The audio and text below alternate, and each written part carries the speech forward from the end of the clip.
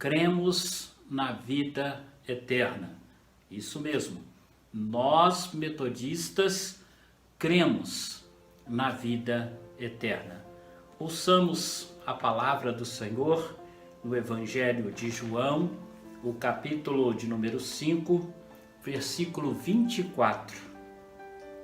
Em verdade vos digo, quem ouve a minha palavra e crê naquele que me enviou, tem a vida eterna e não entra em juízo, mas passou da morte para a vida.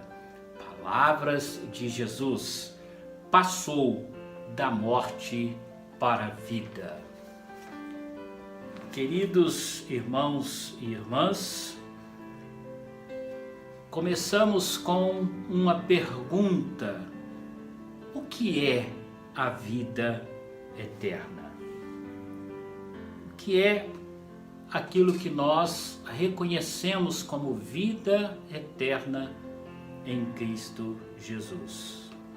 Em primeiro lugar, a vida eterna, ela começa aqui na terra, quando o Salvador, ele reina em nossos corações, nos tornamos novas criaturas e iniciamos a jornada rumo à vida eterna.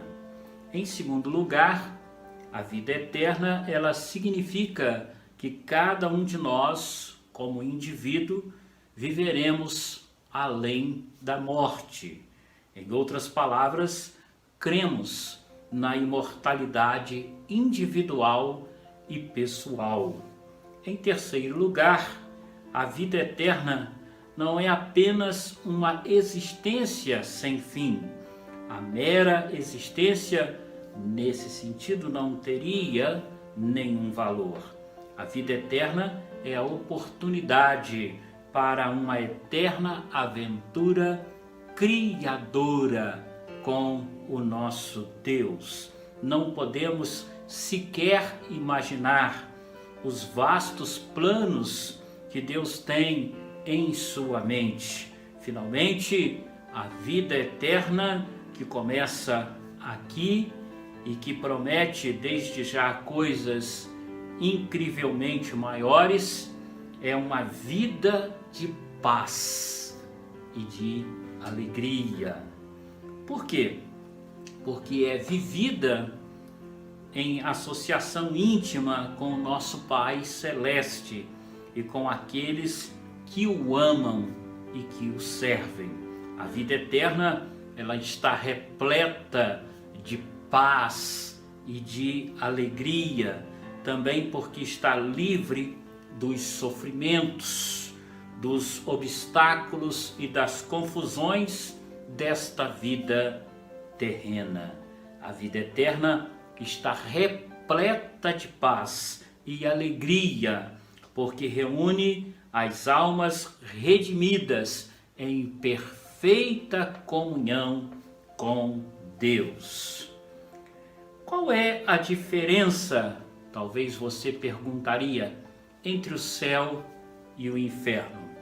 E eu vou lhe contar uma ilustração. Uma pessoa, ela foi levada através de uma visão no inferno.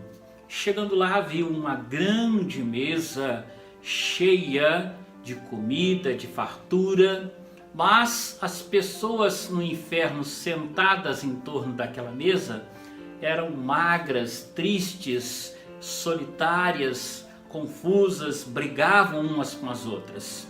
Por quê? Porque ele observou que os seus cotovelos estavam engessados, de tal maneira que eles não podiam levar o garfo ou a colher na boca. E assim então, quando eles iam pegar a comida, eles criavam aquela confusão, porque um queria pegar um pedaço primeiro, queria trazer na boca e não conseguia, e o outro ia também, e aquela confusão, aquela briga, aquela discussão, e que ninguém comia, a comida caía pelo chão, enfim, todos magros, sofridos, entristecidos e frustrados. Chegando ele no céu, ele viu a mesma visão, aquela mesma mesa grande, farta, cheia de comidas. E ele também viu que nos céus todas as pessoas em torno daquela mesa também tinham, né, os seus cotovelos engessados, de tal maneira que também não podiam levar a colher ou o garfo na boca. Mas ao contrário do inferno, elas eram saudáveis, bonitas, estavam alegres, felizes, e comiam e se alimentavam. Sabe por quê? Porque uma servia a outra, uma colocava a comida na boca da outra pessoa. E todos comiam, todos conversavam, todos se serviam e todos eram felizes e contentes. A diferença entre o céu e o inferno é que o inferno não tem amor, o inferno é egoísmo, cada um pensa em si mesmo, nunca, jamais pensa no outro, e por isso é frustrado, é triste, é magro, é realmente uma pessoa totalmente confusa. Mas no céu as pessoas, elas servem umas às outras e por isso são alegres, felizes, vistosas, são pessoas extremamente abençoadas porque abençoam umas às outras. Essa é a grande diferença entre o céu e o inferno. No inferno tem egoísmo, mas no céu tem amor que serve um ao outro, que serve a Deus. Aleluia. Temos talvez algumas perguntas e que nós gostaríamos de trabalhar algumas respostas com vocês. Muitas pessoas têm dificuldade em acreditar na vida eterna. E muitas perguntam: será que reconheceremos os nossos amigos nos céus? A resposta é que não apenas os reconheceremos, mas também descobriremos o quão maravilhosos eles são, porque teremos a vida eterna para passar com aquelas pessoas que amamos. E a amaremos assim em perfeita harmonia. Também muitos perguntam: nos céus existem casamentos como aqui na terra? Jesus ele respondeu claramente esta pergunta quando disse lá em Mateus 22:30: na ressurreição nem se casam, nem se dão em casamento, são porém como os anjos do céu. Essa resposta ela leva aqueles que experimentaram as alegrias do amor conjugal aqui na terra a sentir a falta de algo nos céus. Ao invés dos laços do casamento, que reconhecemos que aqui na terra foram importantes, haverá laços espirituais da mais perfeita espécie da parte de Deus. E os relacionamentos serão inefavelmente maravilhosos, mais do que aqueles felizes casamentos aqui da terra. Teremos um relacionamento especial um com o outro, amaremos e serviremos uns aos outros e glorificaremos juntos a Deus em perfeita adoração e louvor. Outros dizem: tudo isso não passa de um pensamento baseado no desejo. As pessoas creem na imortalidade porque querem crer. Como podemos saber se é verdade? O desejo de viver além da morte é diferente em qualidade ao desejo de viver amanhã, por exemplo. Mesmo assim, estas pessoas questionam o primeiro e louvam o segundo. É claro que desejamos viver depois da morte. Acreditamos na ressurreição e na vida eterna, porque Deus prometeu estas coisas em Cristo Jesus. E aquilo que Deus prometeu, Ele tem poder para concretizar. Isso mesmo, aquilo que Deus prometeu, Ele tem poder para concretizar. Ainda há aqueles que perguntam: a morte parece o final de tudo, ela parece o fim de tudo. Nossos corpos estão tão ligados à alma que é difícil entender como a alma pode sobreviver quando o corpo se desfizer. Como são estas coisas? Como elas podem ser explicadas? Nós responderíamos: a alma do ser humano é uma coisa e o corpo é outra. Nesta vida, estas duas coisas estão ligadas e assim então são tratadas como uma única coisa. Mas na verdade, as duas coisas são diferentes. Uma coisa é uma coisa e outra coisa é outra coisa, já dizia o sábio. Assim como a luz não é a mesma coisa que a lâmpada, a alma não é a mesma coisa que o corpo que a carrega nesta vida. Assim, nós cristãos cremos que na morte perdemos este corpo corruptível e na ressurreição recebemos um corpo incorruptível, adequado à dimensão da existência após a morte. Perdemos este corpo que é corruptível e recebemos na ressurreição um corpo incorruptível. Ok?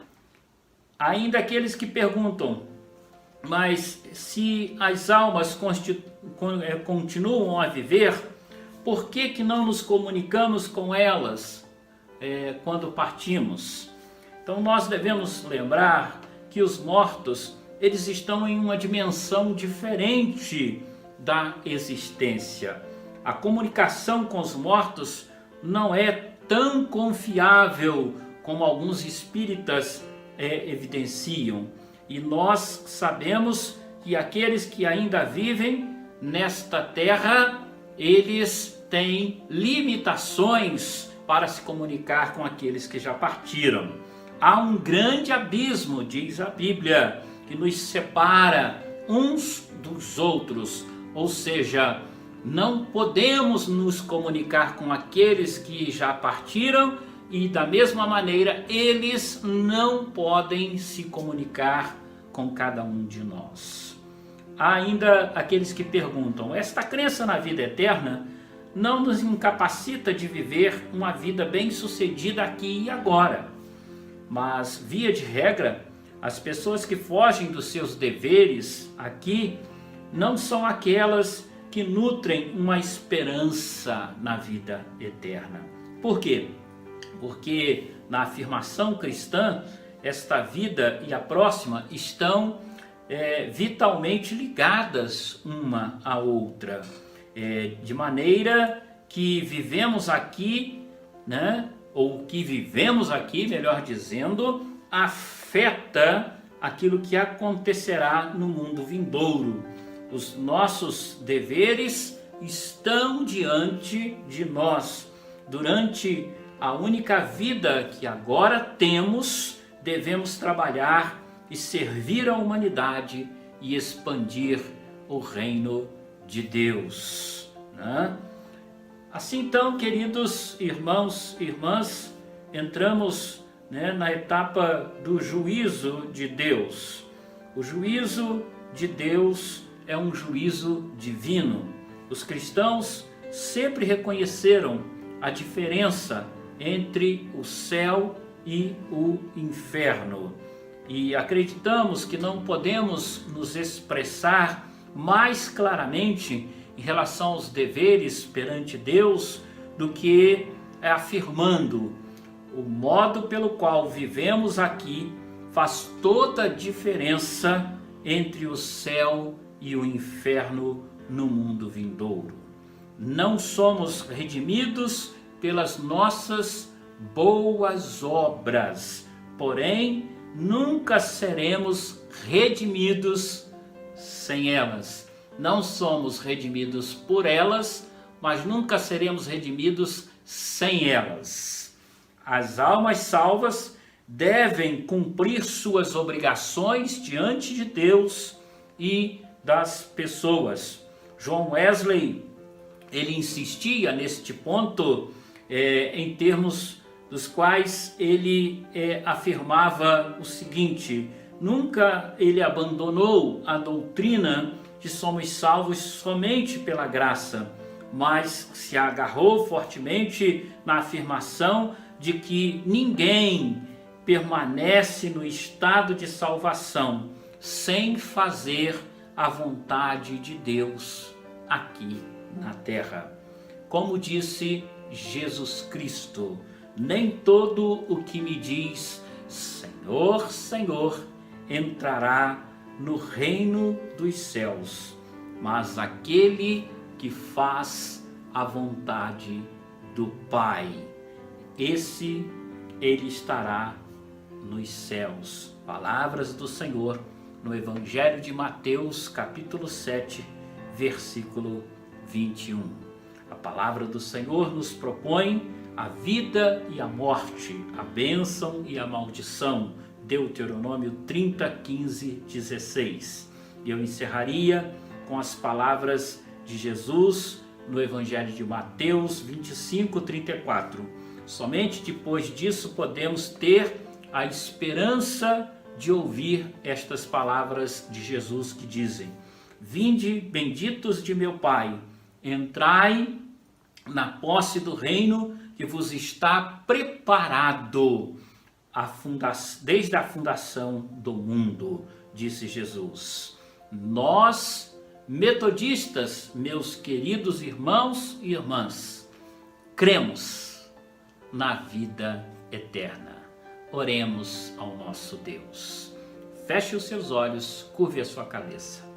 Pai de amor, nós te louvamos, te glorificamos por mais esta noite que falamos da vida eterna e que ela possa ser revelada a cada um de nós e que possamos entender a importância de cumprirmos os nossos deveres através da nossa vida rendida a Jesus como Senhor e Salvador, para que possamos possuir esta vida eterna em Cristo Jesus. Abençoa as vidas que nos acompanham, que nos ouvem nesta hora, em nome de Jesus, e que elas possam possuir a vida eterna em Cristo Jesus. A certeza de que se o seu coração parasse de bater agora, se ela fosse embora, ela estaria salva, possuidora da vida eterna em Cristo Jesus. Amém. Aleluia. Deus te abençoe, meu querido irmão, minha querida irmã.